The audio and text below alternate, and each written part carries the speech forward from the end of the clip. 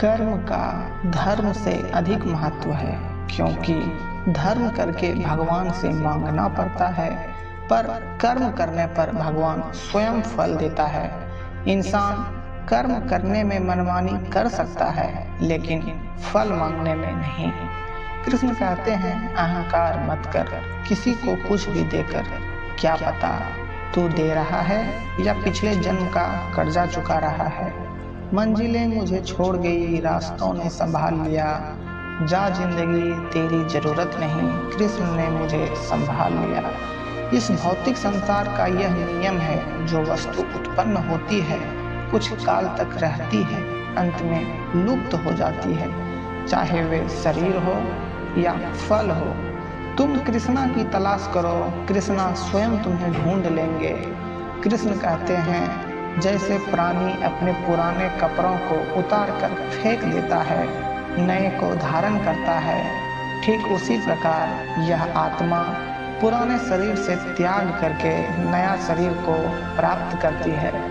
जिस दिन हमारा मन राधा कृष्ण को याद करेगा, उसमें दिलचस्पी लेगा, उसी दिन से परेशानियां आना बंद हो जाएगी। कृष्ण कहते हैं, जब जब संसार में धर्म की हानि होगी, अधर्म की विजय होगी, तब तब मैं इस पृथ्वी पर अवतार लूँगा। कृष्ण कहते हैं कि मनुष्य अपने कार्यों के अनुसार ही उन्नति व अवनति प्राप्त करते हैं। यह जीवन अगले जीवन की तैयारी है। मनुष्य को सदा अच्छे कार्य करने चाहिए। कृष्ण कहते हैं, इस जगत में मनुष्य भौतिक वस्तुओं का भोग कर सकता है, अगर वे चाहे तो सब कुछ छीन सकते हैं, मनुष्य कुछ भी नहीं कर सकता। राधा कृष्ण की कृपा पाने के लिए हृदय में भक्ति जगाना होगा। जिसमें यह भक्ति जागृत है, वह बड़ा भाग्यवान है।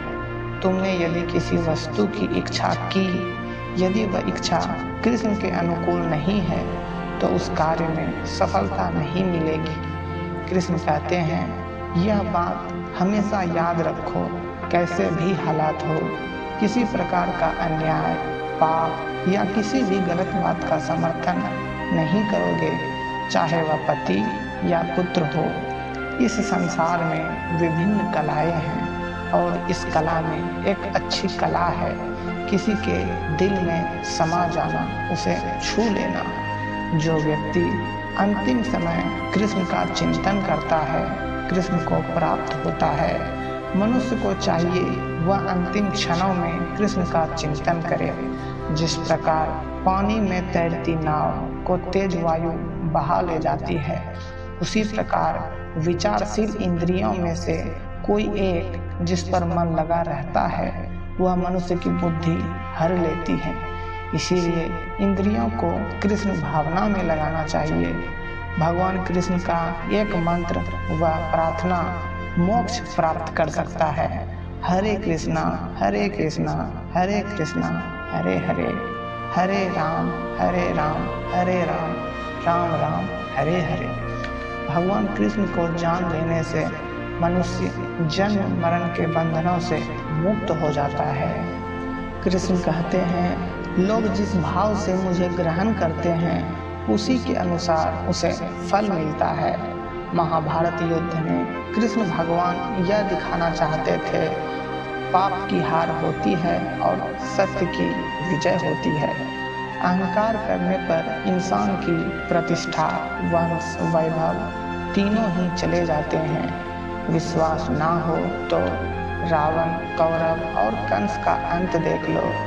जन्म लेने के लिए मृत्यु निश्चित है, जितना कि मृत्यु होने वाले व्यक्ति का जन्म लेना निश्चित है।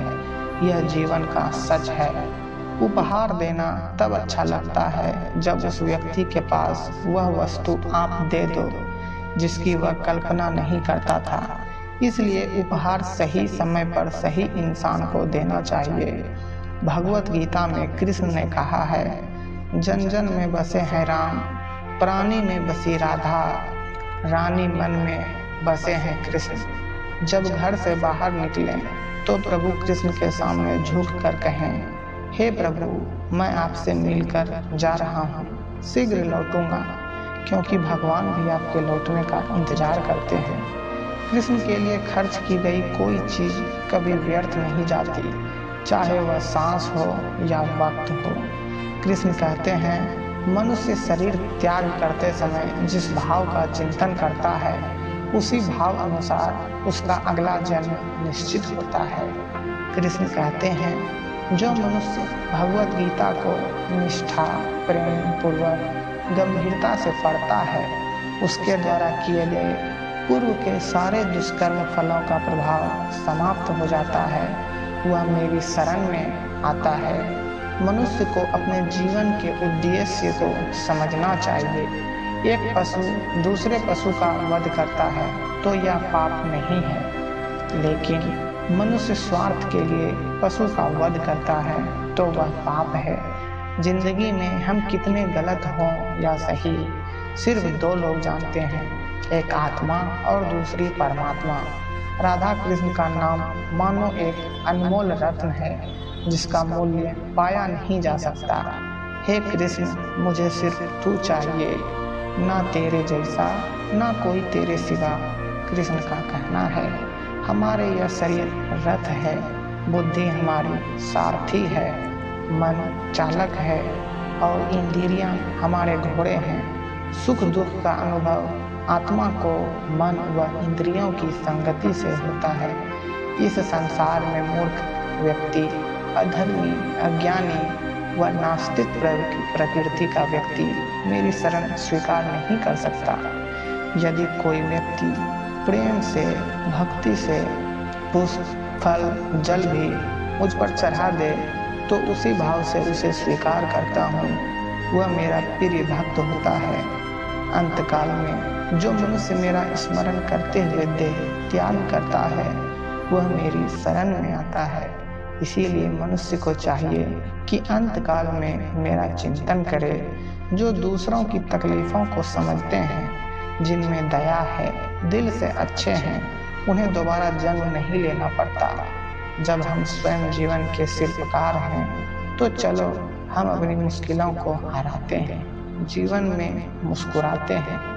हमारा मस्तिष्क एक चुंबक है। जब हम समाधान खोजेंगे तो यह समाधान की ओर आकर्षित होगा। अगर परेशानी की सोचेंगे तो उसी ओर आकर्षित होगा। हमेशा सकारात्मक सोच रखें। मन जहाँ शुद्ध होगा वहाँ मन एकाग्र हो जाएगा। जहाँ मन एकाग्र होगा तो वह कुशाग्र होगा। तब तुम्हें परम शांति की प्राप्ति होगी। आदमी को 84 लाख योनियों के बाद यह मनुष्य तन प्राप्त हुआ। इसे ऐसे ना गंवाएं। हर समय परमात्मा के नाम का स्मरण करें। मनुष्य जीवन जीने के दो रास्ते हैं, चिंता व चिंतन। कुछ चिंता में जीते हैं, कुछ चिंतन में। चिंता में जीने वाले हजारों हैं, चिंतन में 2-4 हैं। चिंता स्वयं एक मुसीबत है, चिंतन उसका समाधान। जब आप कृष्ण की पूजा नहीं कर पाए तो यह मत समझना समय नहीं मिला। सोचो, आज हमने ऐसा कौन सा काम किया कि भगवान ने अपने सामने खड़ा होना पसंद नहीं किया। चाहे लाख रुपए इकट्ठा कर लो, अपने कर्मों के सिवा इस दुनिया से कुछ नहीं ले जा सकते हो। खाली हाथ आए हो, खाली हाथ जाना है। भगवत गीता कृष्ण के मुख से निकले वचन हैं। गंगा भगवान के चरणों से निकली, फिर भी गीता गंगा जल से अधिक महत्वपूर्ण है। जो है माखन चोर, जो है मुरली वाला, वही है हम सबके दुख हरने वाला। भाग्यवान वह होते हैं जो राधा कृष्ण के दरबार में शीश झुकाते हैं। जैसे बछड़ा 100 गायों में भी अपनी माँ को खोज ही लेते हैं, ठीक वैसे ही कर्म भी कर्म करने वाले कर्ता को खोज ही लेता है। दुनिया में इंसान को हर चीज़ मिल जाती है, बस अपनी गलती नहीं मिलती। जिंदगी में कभी भी खुद के हुनर पर गुरूर मत करना, क्योंकि गहरे पानी में पत्थर अपने ही वजन से डूब जाता है। आपकी खुशियों में वो लोग शामिल होते हैं जिन्हें आप चाहते हो, और आप पर आई मुसीबत पर आपके साथ वो लोग खड़े होते हैं जो आपको चाहते हैं दिल से। 4 लोग एक ही दिशा में तभी चलते हैं जब 5वां कंधे पर हो। कोई फायदा नहीं उन तारीफों और सम्मान का जो किसी के जीते जी उसे ना मिल सकी हो।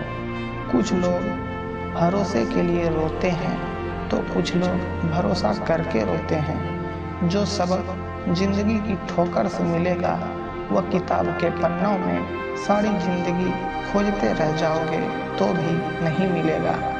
कई बार सत्य करवा नहीं होता, बस सत्य बोलने का अंदाज ही जड़वा हो जाता है।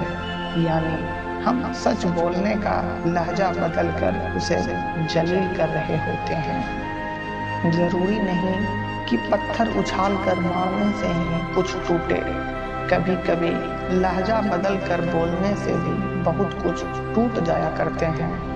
अतीत को याद करके दुख, चिंता, अफसोस जताने से कहीं अच्छा होगा। उसे सीख लेकर वर्तमान में होने वाली गलतियों को सुधार करो। यह कभी मत देखो कि क्या किया जा चुका है, बल्कि यह विचार करो कि क्या किया जाना बाकी है, उसे कैसे किया जा सकता है। दुनिया की सबसे मजबूत चीज शांत सकारात्मक दिमाग है, जिसे कभी तोड़ा नहीं जा सकता।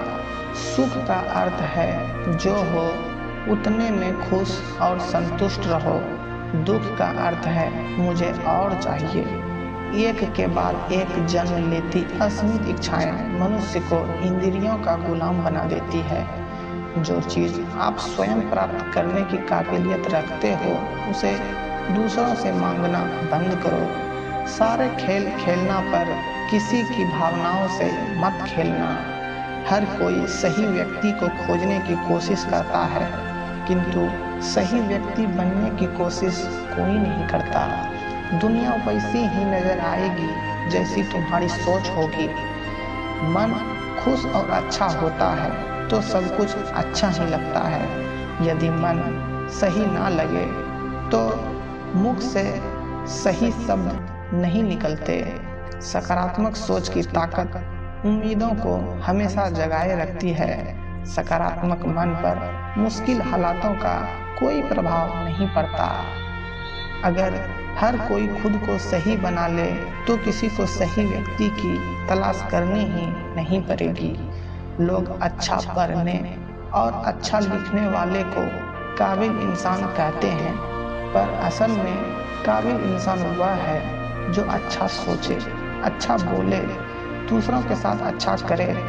अपने और अपनों के लिए तो हर कोई जीता है, किंतु दूसरों के दुख दर्द को समझकर उनकी निस्वार्थ मदद करने वाला ही महात्मा कहलाता है। जिंदगी मुफ्त में किसी को कुछ नहीं सिखाती। जब कोई कहता है कि ये सबक मुझे जिंदगी ने सिखाया है, तो समझ जाना कि उस सबक की उसने बहुत बड़ी कीमत चुकाई होगी। निरंतर प्रयास नई काबिलियत को जन्म भी देता है और निखार भी देता है। कार्य में कुशलता प्राप्त करने का एक ही मंत्र है, दिल लगाकर पूर्ण समर्पण के साथ निरंतर प्रयास करो। कुछ लोग ठीक उसी वक्त एतबार तोड़ते हैं जब हम उनके वफादारी की मिसालें दे रहे होते हैं। जितनी खुशी प्यार होने पर होती है, उससे कहीं ज़्यादा दुख विश्वास टूटने पर होता है। प्यार और विश्वास दोनों एक ही सिक्के के दो पहलू हैं। प्यार होने पर भी भूख प्यास नींद लापता हो जाती है और विश्वास टूटने पर भी। जिंदगी में अकेले पड़ जाओ तो मायूस मत होना, क्योंकि अंधेरा कितना भी घना हो, सूरज अकेला ही काफ़ी होता है पूरी दुनिया को रोशन करने के लिए। मुफ्त में तो सिर्फ माँ बाप का प्यार मिलता है, उसके बाद कुछ ना कुछ तो चुकाना ही पड़ता है रिश्ते बनाने और प्यार पाने के लिए। गम का मिलना बदकिस्मती नहीं है और सुख का मिलना खुशकिस्मती नहीं। लोगों को अपनी अच्छाइयाँ नहीं बल्कि बुराइयाँ बताकर सच प्रकट करो। जो मनुष्य अपनी बुराई समझकर भी आपको अपना ले तो वही आपका सच्चा मित्र होता है। मक्खी किसी के पूरे शरीर को छोड़कर सिर्फ घाव वाले हिस्से पर बैठती है, गंदी चीजों की तरफ ही आकर्षित होती है। अक्सर लोग भी घाव पर बैठने वाले उस मक्खी की तरह होते हैं जो मनुष्य की तमाम अच्छाइयों को दरकिनार कर सिर्फ बुराइयों पर फोकस करते हैं। इन बातों से हमेशा बचा करो। अपने राज दूसरों को बताने से, झूठी तफरीफ पर खुश होने से और घर की बातें बाहर करने से उस इंसान को बदलने की कोशिश ना करो जो खुद ही बदलना ना चाहता हो। जीवन में आगे बढ़ना है तो मूर्ख व्यक्ति से कभी बहस मत करना। जहाँ जरूरत हो सिर्फ वहीं बोलना, बोलने से ज़्यादा सुनना। बिन मांगे कभी राय मत देना। बुरे दोस्त का साथ तुरंत छोड़ देना। दोस्त के साथ नमक की तरह रहो जो खाने में दिखाई तो नहीं देता, लेकिन वो ना हो तो उसकी कमी बहुत खलती है। दोस्ती का मतलब यह नहीं कि दोस्त बुराई के रास्ते की ओर हो तो तुम भी उसके साथ कदम से कदम मिलाने लगो। दोस्ती का सही अर्थ यह है उसे सही मार्ग पर लाने की पूरी कोशिश करो।